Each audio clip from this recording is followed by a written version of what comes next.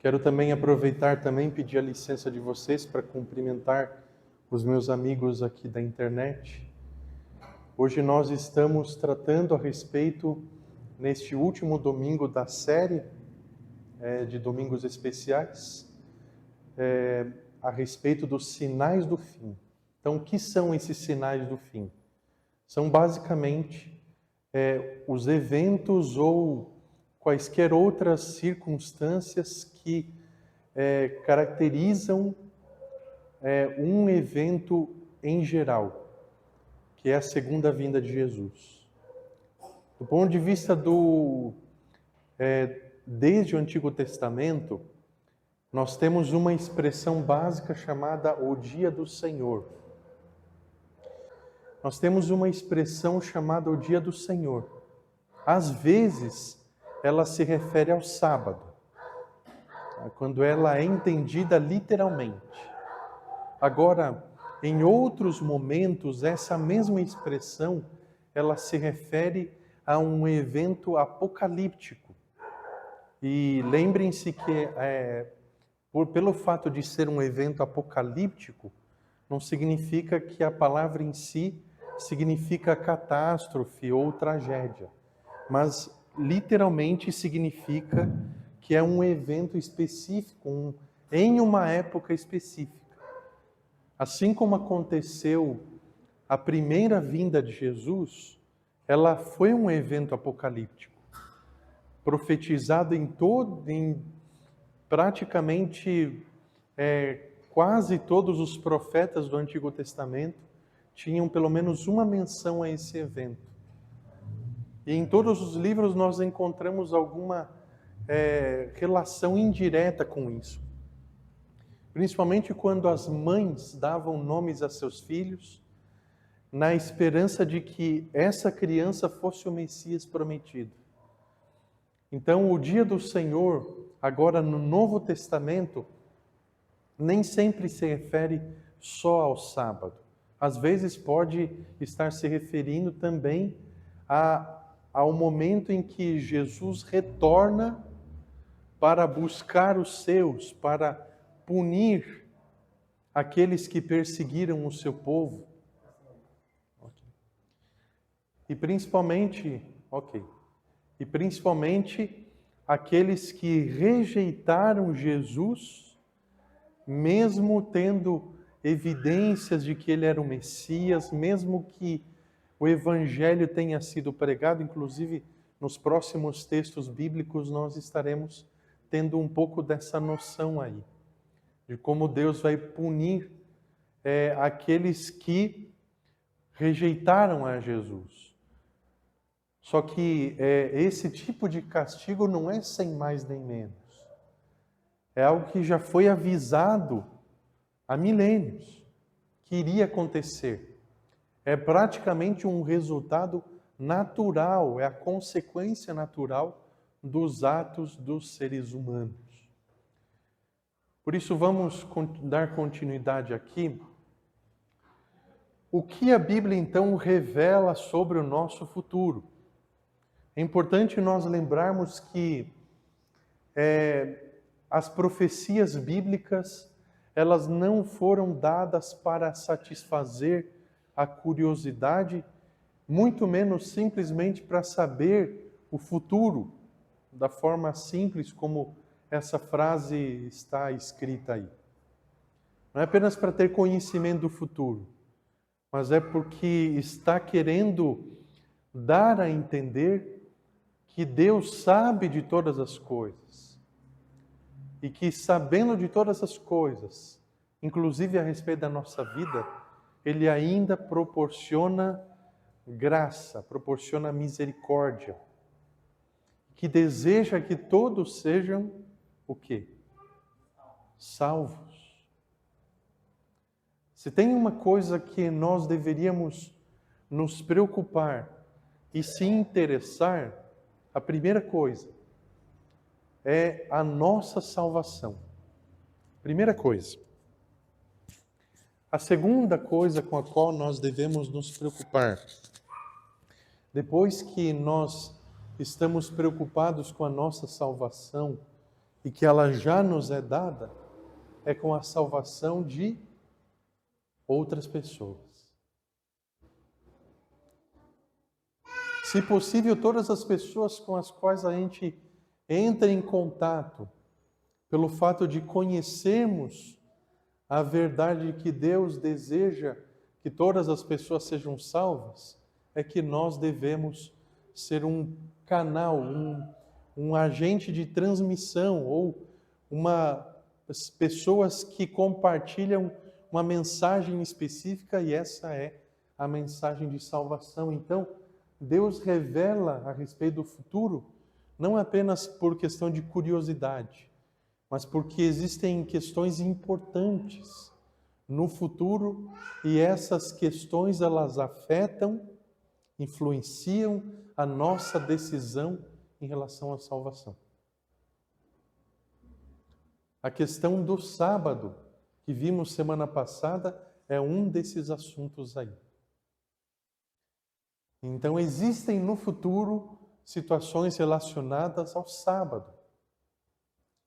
E a partir do momento que todas as pessoas souberem a respeito do Evangelho e que ele exige uma resposta, ele exige uma decisão, e uma dessas decisões é naturalmente obedecer à lei de Deus, a partir do momento que eu já estou salvo, isso implica que, a partir do momento que todas as pessoas, e veja que eu não estou falando da atualidade, estou falando de um futuro, a partir do momento no qual todas as pessoas entenderem a respeito do sábado, por exemplo, por terem também entendido antes disso o Evangelho de Jesus, a partir do momento que rejeitam o conhecimento, a verdade sobre o sábado, significa rejeitar Jesus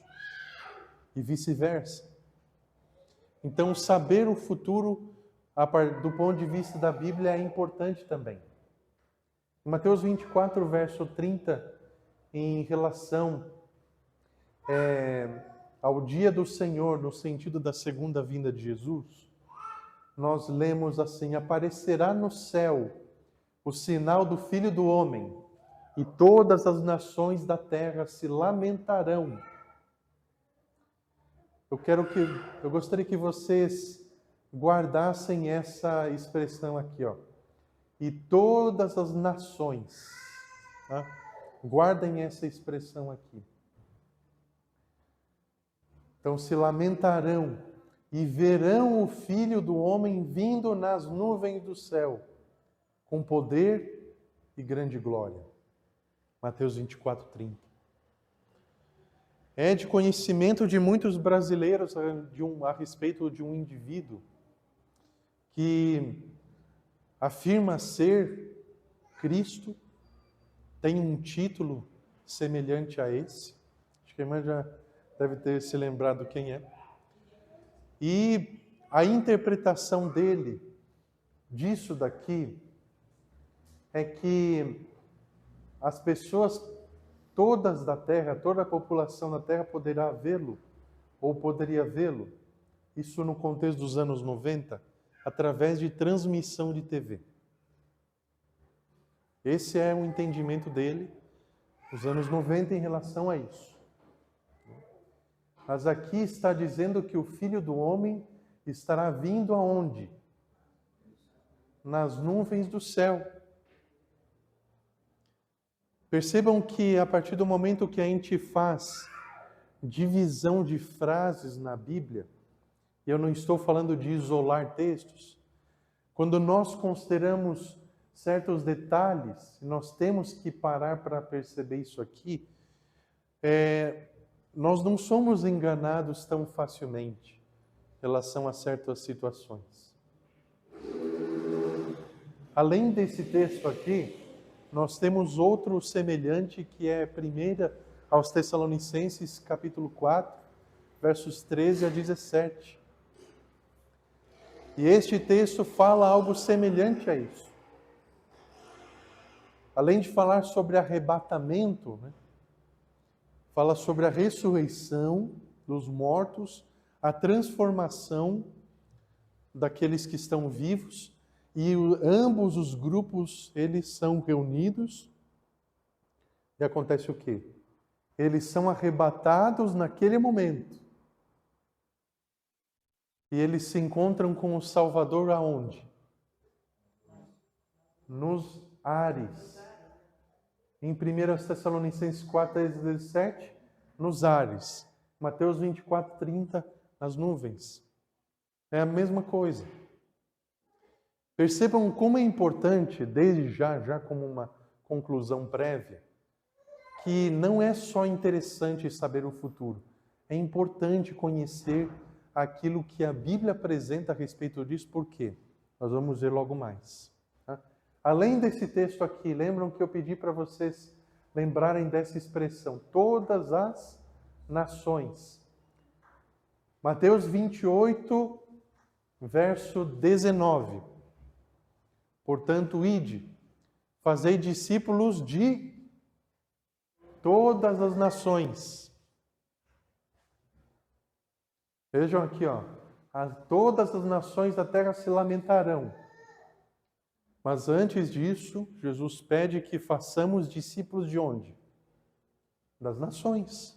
De onde mais viriam os discípulos de Jesus? Além disso, em Apocalipse 14, verso 8, nós temos a mesma expressão.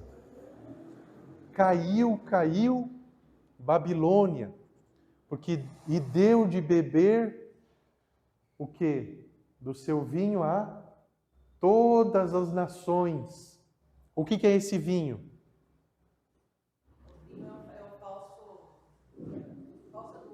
Falsas doutrinas. Por que Jesus ordena que nós façamos discípulos de todas as nações? O que significa isso? Construir amizades, ganhar a confiança das pessoas. Nós vimos um texto de Ellen White que fala a respeito disso, que está em Ciência do Bom Viver. Não lembro se é página 103 ou 123. Estava lá na lição de segunda-feira da semana passada. Jesus tinha um método somente para se relacionar com as pessoas. Então ele só simplesmente se misturava. Ia até as pessoas e se misturava entre elas. E mostrava preocupação por elas. Para que pudesse também atender às suas necessidades. Ministrar as suas necessidades. Como é que Jesus ministrava as necessidades das pessoas? Primeira coisa, ele anunciava a salvação. O reino de Deus está vindo. E o tempo de Deus está próximo. Arrependei-vos e creiam no Evangelho. Essa foi a primeira pregação de Jesus. Inclusive, cumprimento da profecia de Isaías. E isso foi feito o quê? A todas as nações. Jesus não pode não ter alcançado todas as nações em 3 anos e meio. Mas ele ordena aos discípulos que façam isso. Que façam discípulos de todas as nações. Em Colossenses capítulo 1, verso 23, Paulo chega a afirmar que toda criatura viva debaixo do céu, se referindo às pessoas que ele se encontrou em suas viagens, também as pessoas que recebiam as suas cartas, aquelas que, inclusive, nós temos acesso através da Bíblia. Toda criatura viva debaixo do céu havia ouvido a respeito do Evangelho. Como é importante nós termos a motivação para estudarmos a palavra de Deus. Você pode me dizer, mas eu não tenho essa motivação, eu não tenho tido essa vontade. Então eu digo para você, dobre os seus joelhos e peça a Deus para que você tenha essa disposição. Peça também oração a outras pessoas, mas clame a Deus, para que você tenha essa motivação. Todas as nações da terra se lamentarão, por quê? Porque o Filho do Homem está chegando. E essa expressão indica o quê? Surpresa. Talvez o Filho do Homem apareça em que momento? Quando nem imaginam. Por quê? Nós vamos ver aqui, ó. Assim como o relâmpago sai do Oriente e se mostra até o Ocidente, assim será também a vinda do Filho do Homem. É possível prever a queda de um relâmpago? Quando você vê as nuvens se ajuntando para chover mesmo, tempestade, você entende que em algum momento vai trovejar. Mas você sabe o momento exato que isso vai acontecer? A ciência costuma ensinar que o relâmpago, ele é o encontro de uma descarga positiva com uma carga negativa que vem da crosta terrestre. É o encontro de dois polos opostos, como se fosse assim. Agora pense um pouquinho do ponto de vista de uma pessoa que tem deficiência visual. Ela não vai ver. Então, quando a maioria das pessoas enxergar o clarão, o que vai acontecer com a pessoa que possui deficiência visual? Ela vai ouvir. Ouvir. Deficiência visual. Não é na volta de Jesus, atualmente. Ela vai ouvir. E quando ela ouvir, o que significa isso? O relâmpago já caiu há certo tempo, já que a velocidade da luz é maior do que a do som, é mais rápida. Isso significa o quê? Um sinal. Ela pôde ouvir um sinal do quê? De um relâmpago, o som dele. Então essa surpresa que o relâmpago muitas vezes causa, ela é comparada com a surpresa que muitos terão quando? Quando Jesus voltar pela segunda vez. Porque é uma surpresa. Para muita gente vai ser uma surpresa. Por quê? Porque a maioria vai estar distraída, ocupada, procurando os seus próprios objetivos, os seus próprios interesses, e quando menos perceber, o evento vai acontecer. Por isso é importante nós estudarmos a palavra de Deus, e nós vamos entender outros fatores aqui que vão nos ajudar a entender. E nós não precisamos de uma previsão anterior para nós sabermos quando um relâmpago vai cair. Quando um relâmpago cai, nós temos a certeza de que não foi algo secreto. E essa comparação, essa ilustração, ela é interessante. Porque a queda de um relâmpago, ela não é segredo.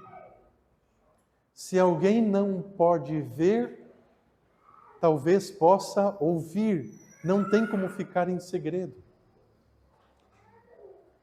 Nos anos 80 e 90 era muito popular já uma série chamada Deixados para Trás. Inclusive, há vários meses foi lançado um remake, que é um um novo filme em relação a essa mesma temática. A série Deixados para Trás.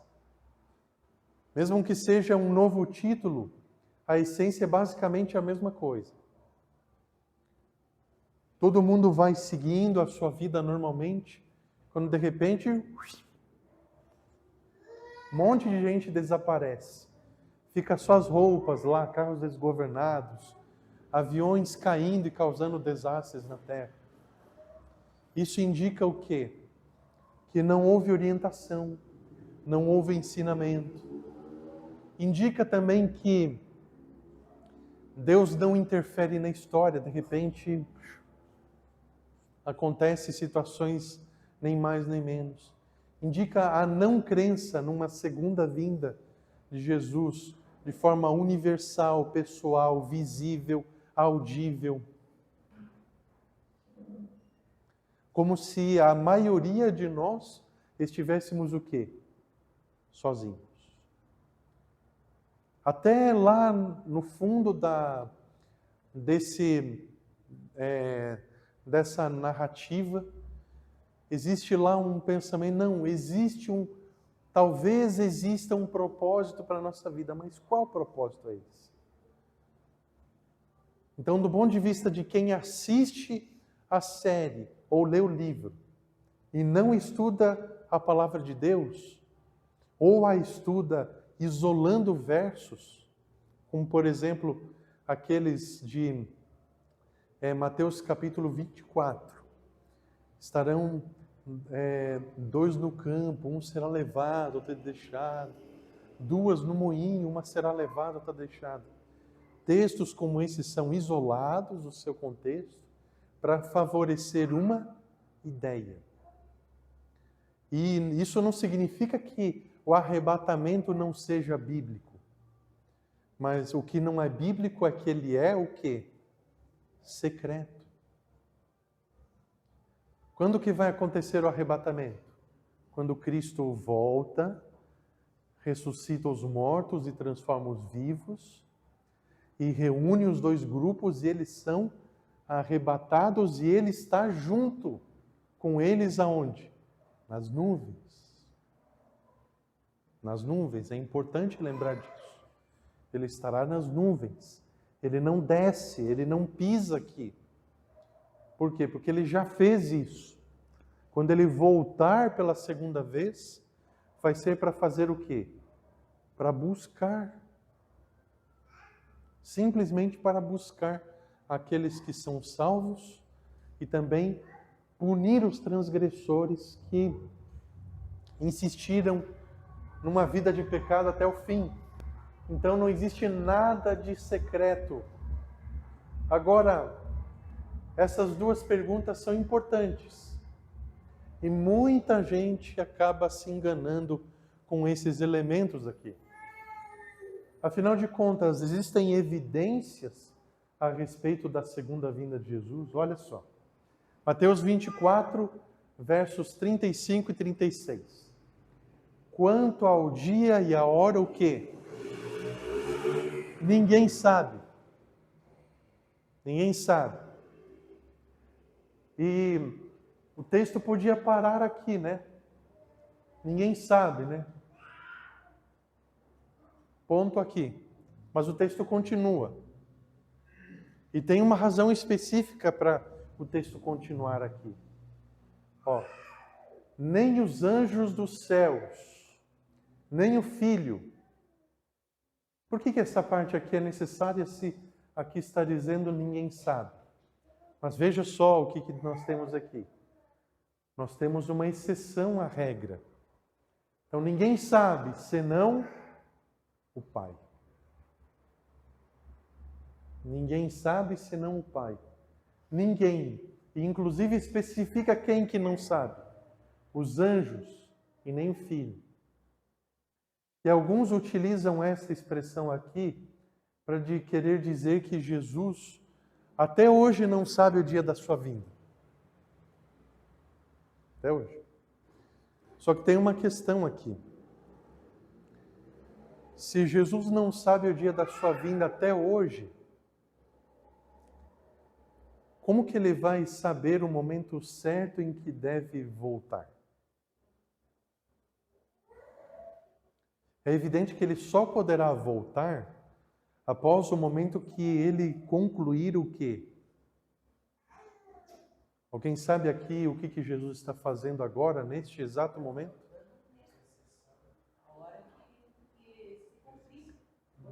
Dando um tempo e a intercessão. Enquanto intercede, ele está ao mesmo tempo exercendo a misericórdia de Deus. Mas a partir do momento que isso terminar, o que vai acontecer? O filho precisa saber do dia e da hora. Precisa. Afinal de contas, ele é o protagonista. É ele quem retorna. É ele quem vai ressuscitar os mortos.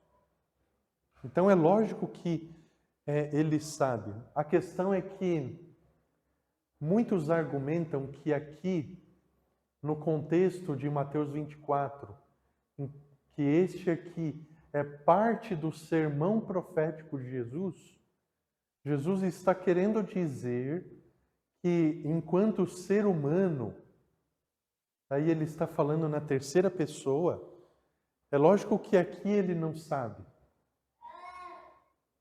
Porque em prol do ser humano, ele deixa de usar os seus atributos divinos.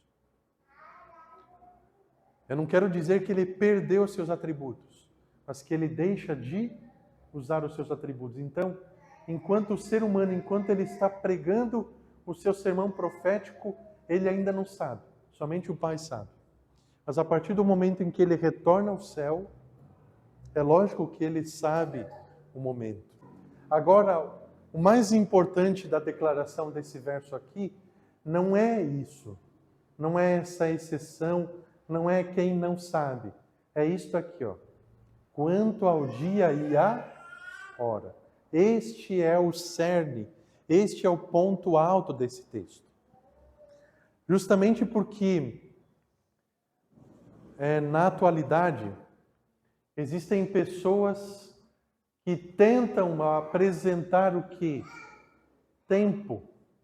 Tentam profetizar o momento em que Cristo volta pela segunda vez. Ignorando completamente o verso 36. Ninguém sabe. Nenhum ser humano sabe. Também não é estudando teologia que nós vamos saber isso. Entenda que a teologia, o estudo da teologia não tem a atribuição de descobrir os mistérios de Deus e aquilo que Deus não revelou. A teologia trata apenas do que Deus revelou. Inclusive, existem pessoas que utilizam datas, utilizam eventos do passado da Bíblia para tentar desmistificar, como se a Bíblia tivesse chaves, como se tivesse segredos para apresentar em relação a um possível momento da segunda vinda de Jesus. Então, algumas pessoas, elas tentam, por exemplo, utilizar a data do batismo de Jesus, que foi o ano 27, e acrescentam ali 2000 anos. E a base dessa tentativa aí são as repetidas vezes em que Ellen White utiliza uma expressão quase 6.000 anos, ou cerca de 6.000 anos. Então, como nós temos uma crença relacionada ao milênio, então o que acontece? Eles utilizam os 4.000 anos de história que foram concluídos quando Cristo vem pela primeira vez. Eles adicionam mais 2.000 anos. Essa é uma teoria chamada de teoria do 7º milênio, que afirma que Jesus retorna na alvorada do 7º milênio, ou quando ele começa. Vocês sabem que o calendário judaico, ele não segue o mesmo que nós. Quando nós estamos em 2023, os judeus estão no ano 5.700 e alguma coisa. Então é basicamente essa mesma contagem aí. Só que existe uma outra teoria que é baseada nessa daí e que utiliza a data do batismo de Jesus, sem nenhum indicativo bíblico. Afinal de contas, como esta data, nós temos a data da morte de Jesus, no ano 31. Nós temos também o ano 34, que é a data em que o Evangelho começa a ser pregado a todo mundo, o ano 34. Nós temos outras datas semelhantes a essa, mas a Bíblia não aponta nenhuma delas como uma base para nós termos um ponto de partida para entender a época em que Cristo volta. Então, além de Mateus 24 e 36, esse pessoal deveria considerar Atos 1, verso 7 também. Quanto aos tempos e às épocas, né? Então, Jesus afirma, em relação aos tempos e às épocas, que o Pai estabeleceu pelo seu próprio poder, não vos compete o quê? Saber. Saber. Tempos ou épocas, dia e hora nós podemos saber. Mês e ano, quem sabe. Então não é assim. Qualquer forma de tempo, então não existe nenhuma indicação disso na Bíblia. Justamente por quê? Porque a Bíblia indica sinais. Quando nós continuamos a leitura de Mateus 24, que é o sermão profético de Jesus, é um capítulo extenso e pega também o capítulo 25. Por isso que eu não pedi que nós lêssemos esse capítulo, que é são 2 capítulos extensos.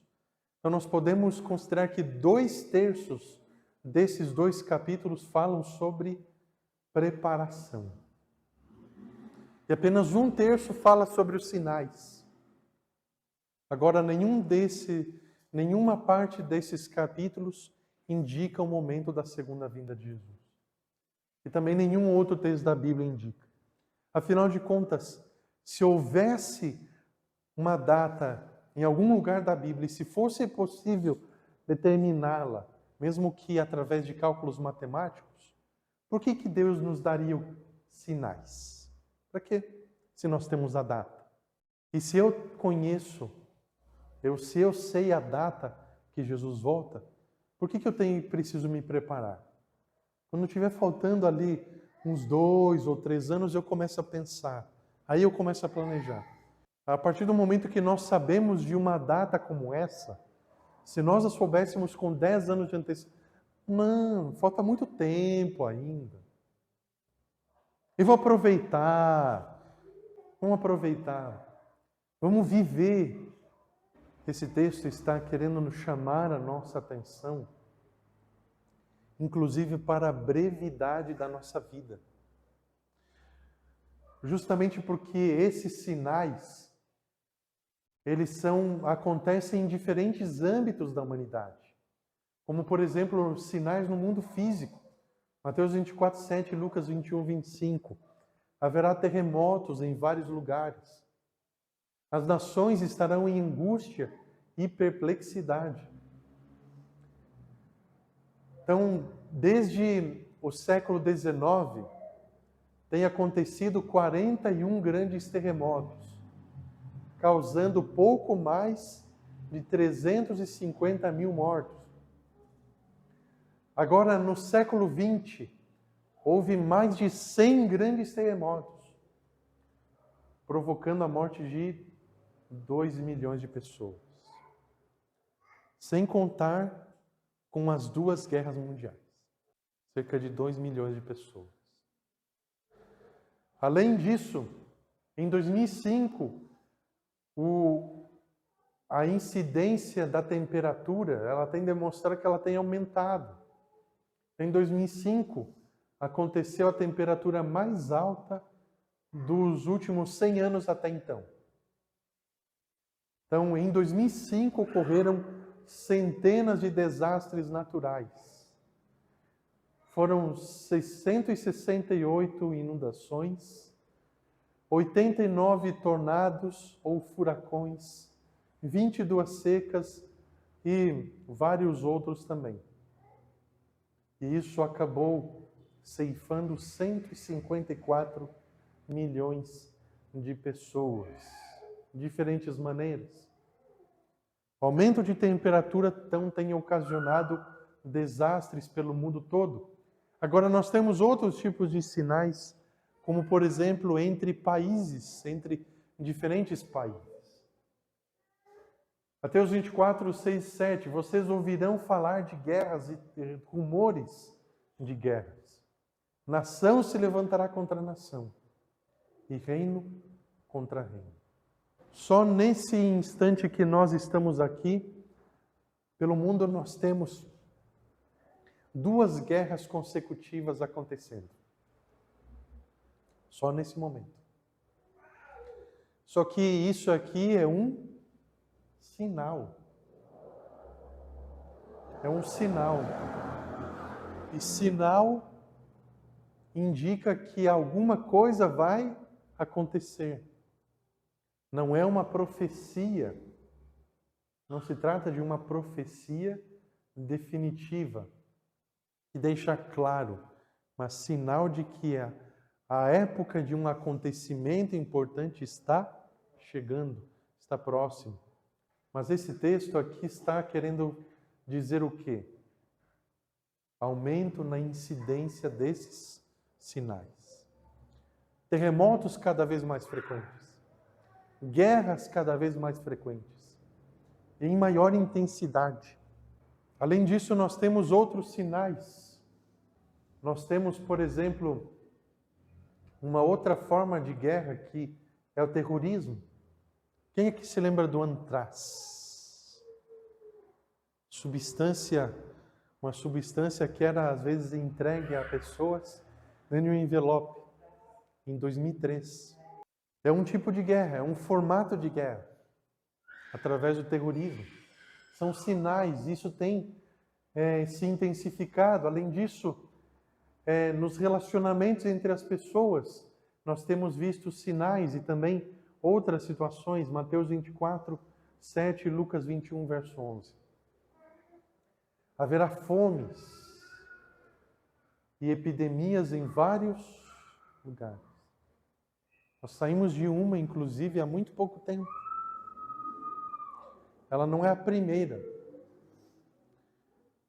E o contexto da humanidade dá a entender que não deve ser a última. São situações, que vão assolando a humanidade. Peste negra, gripe espanhola, são exemplos na história de epidemias. Além disso, pela fome, muitas pessoas têm sido castigadas. Perceba que isto aqui não são castigos divinos, mas consequência da forma como o ser humano lida com o seu próximo. Lembram-se do que nós estudamos há 2 semanas? Foi da lei moral.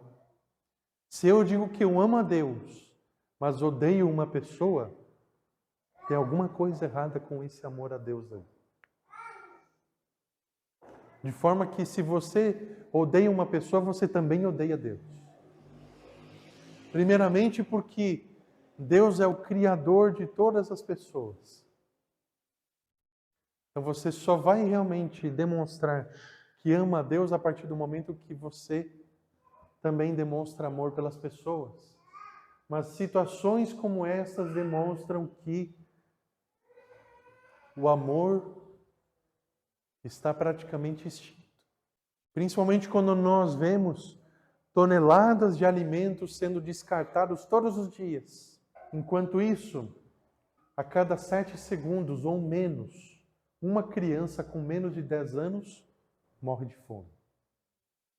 Além disso, todos os dias 100 mil pessoas morrem de fome ou de alguma outra doença, e a cada 4 minutos ou menos, uma pessoa morre por falta de vitaminas.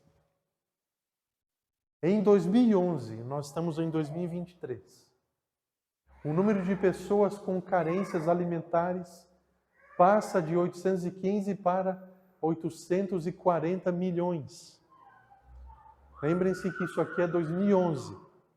O número atualmente está muito maior que este aí. Agora, em relação a doenças, nós temos uma delas que já matou cerca de 20 milhões de pessoas, pelo menos, segundo a OMS. Além disso, nós temos questões também morais que influenciam o comportamento humano. Em 2 Timóteo 3, versos 1 a 4, olha aqui, uma expressão. Nos últimos dias sobrevirão tempos terríveis. Antes de nós continuarmos lendo aqui, nós temos que entender que Paulo está escrevendo aqui para Timóteo, ele não está escrevendo pensando na nossa época. Ele já estava pensando no primeiro século depois de Cristo. Agora, vejamos isto aqui e multipliquemos centenas de vezes mais. Mas entenda que isso aqui já era realidade no primeiro século. Por quê? Os apóstolos já criam que Jesus voltaria quando?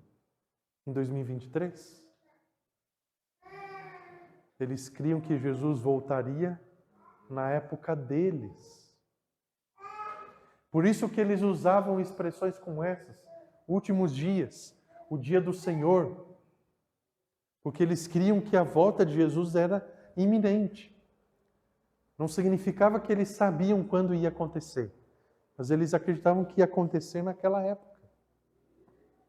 Então veja só, os homens serão egoístas, avarentos, presunçosos, arrogantes, blasfemos, desobedientes aos pais, ingratos, ímpios. O quê? Sem amor pela família, irreconciliáveis, caluniadores, sem domínio próprio, cruéis, inimigos do bem, traidores, precipitados, soberbos ou orgulhosos, mais amantes dos prazeres do que amigos de Deus.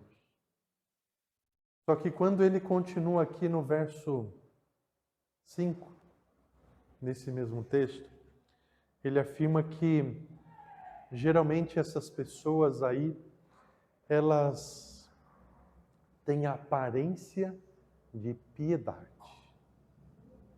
Veja aí no verso 5.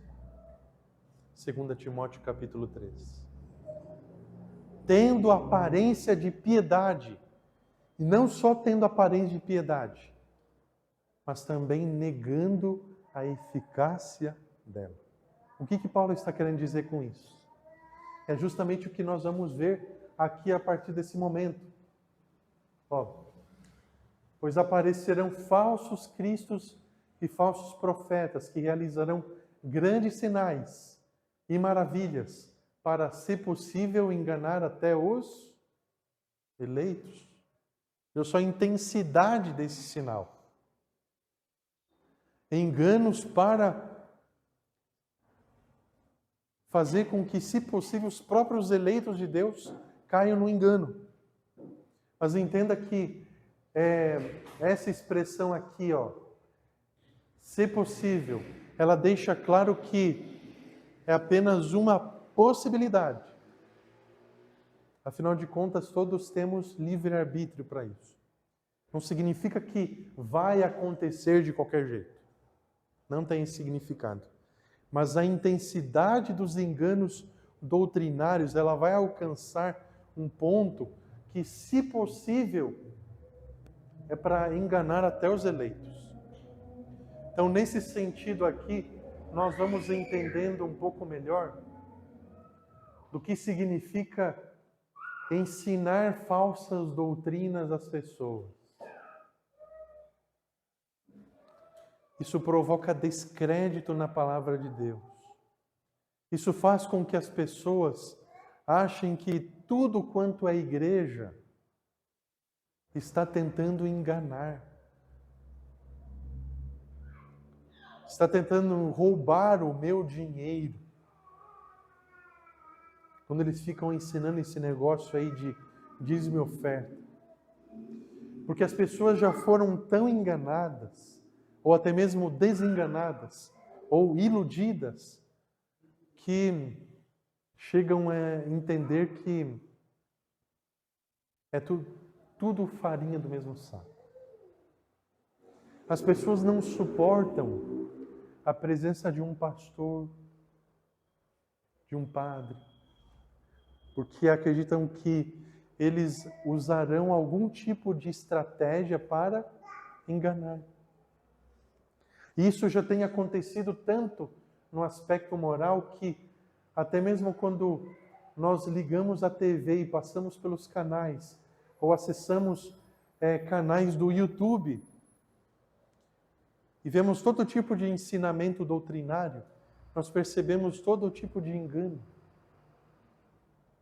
provindo de pessoas que aparentemente estudam a Bíblia, mas o que na realidade estão fazendo é separando textos da Bíblia, selecionando textos da Bíblia, textos que corroborem ou textos que favoreçam a ideia que eles já têm. Por exemplo, como que eu posso fazer para ter um grande faturamento esse mês? Não, eu vou ensinar que a partir do momento que a pessoa dizima, ela consegue a salvação. A partir do momento que ela faz uma grande oferta, ela vai receber a cura de uma doença incurável. Ela vai prosperar financeiramente. Veja, isso não é ensinamento bíblico. Dízimo e oferta é uma ordem divina. Você deve fazer esse tipo de encaminhamento de dinheiro para dízimo e oferta, mas não crendo que você vai alcançar alguma coisa com isso. Mas é com a certeza de que você já tem o quê? A salvação. Você não dizime oferta esperando receber bênçãos, porque se você está dizimando e ofertando, você demonstra que você já recebeu as bênçãos. Mas as pessoas, elas acabam sendo enganadas. Então o alerta do verso 5 de 2 Timóteo capítulo 3 é importante, porque não passa muitas vezes de um formalismo. A aparência de piedade, mas essas pessoas não vivem aquilo que ensinam. Elas não vivem isso.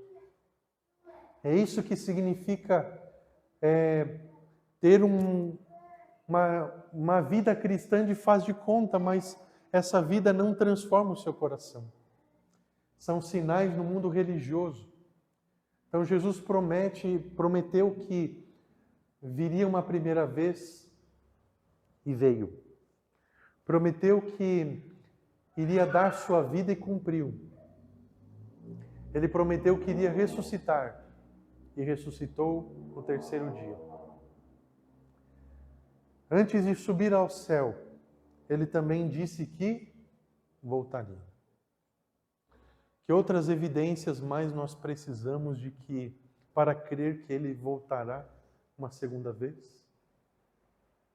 Nós temos, portanto, os sinais que nós vimos até agora. Os sinais são para quê? Para nos dar a entender que está chegando a hora. Não só também para isso, mas também para que nós estejamos preparados. Sabe, é interessante de perceber que muitas pessoas pensam que para ser batizado precisa estar preparado. E fazem um checklist gigantesco. Então, fazer isso. Então, quando eu completar a lista, aí eu tomo a decisão pelo batismo. Para tomar decisão pelo batismo, você não tem que seguir uma lista de itens que vai demonstrar que você está pronto. Você precisa ter fé no Filho de Deus. É esse o elemento básico para que você tome a decisão pelo batismo. Estar preparado É o momento que começa a partir do momento que você é batizado até que Jesus volte. É esse o tempo, desde o batismo até a segunda vinda de Jesus, é esse o tempo. E é para esse evento que você precisa estar preparado. O batismo é uma decisão, é uma entrega voluntária. Então você não precisa seguir uma lista gigantesca de itens. Você precisa apreciar os sinais. Os sinais vão aumentando de intensidade, vocês perceberam? Cada vez mais terremotos, cada vez mais doenças, cada vez mais enganos a respeito de ensinamentos da palavra de Deus, cada vez mais. Se você acha que já viu de tudo, prepare-se porque ainda vem coisas por aí. Guerras cada vez mais intensas. Falsos cristos e falsos profetas cada vez mais parecidos com os originais. Mas ainda são o quê? Falsos cristos e falsos profetas. Como que você vai fazer para distinguir entre o falso e o verdadeiro? Você precisa conhecer o verdadeiro. Sem isso não tem como. Como é que você sabe que uma nota de R$100 é falsa? Conhecendo a verdadeira. Então, o que descreve, o que caracteriza uma nota de 100 verdadeira? Se você souber isso, você vai saber diferenciar. Porque as duas geralmente a olho nu são idênticas. Mas a partir do momento que passam aquela canetinha, quando colocam lá num aparelhinho que é utilizado para fazer a detecção da nota falsa, você precisa conhecer o que caracteriza o original, o verdadeiro. Se você tiver um conhecimento e um relacionamento com Jesus, você não será enganado pelo falso. E o verdadeiro Jesus, ele sempre deu ênfase a esta preparação. 2/3, lembrando, dos capítulos 24 e 25, falam sobre a preparação. Parábola da figueira, parábola dos carneiros e dos bodes. Então você precisa estar preparado.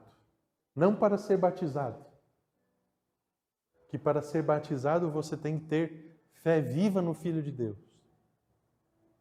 É uma coisa mais simples, que envolve você entender a mensagem do Evangelho. Então você tem que estudar mesmo. Nesse sentido, existe alguma coisa de preparação. Mas a partir do momento que você entende que você precisa de Jesus e você está disposto a ser batizado, aí se torna uma questão de decisão e não de preparação mais. Agora, a preparação que eu quero chamar a sua atenção esta noite é para a segunda vinda de Jesus. Em Apocalipse 22, verso 20, aquele que dá testemunho destas coisas diz: sim, venho em breve. Amém. Vem, Senhor Jesus. É a resposta do autor do Apocalipse. É esse o seu desejo? Vem, Senhor Jesus. Eu quero orar por você nesse sentido. Eu não conheço todos os que estão aqui. E eu não vou pedir para que ninguém venha à frente, nem que fique em pé. Mas se tem alguém aqui nesta noite que ainda está precisando tomar a decisão de aceitar a Jesus e ser batizado, eu quero orar por você nessa noite.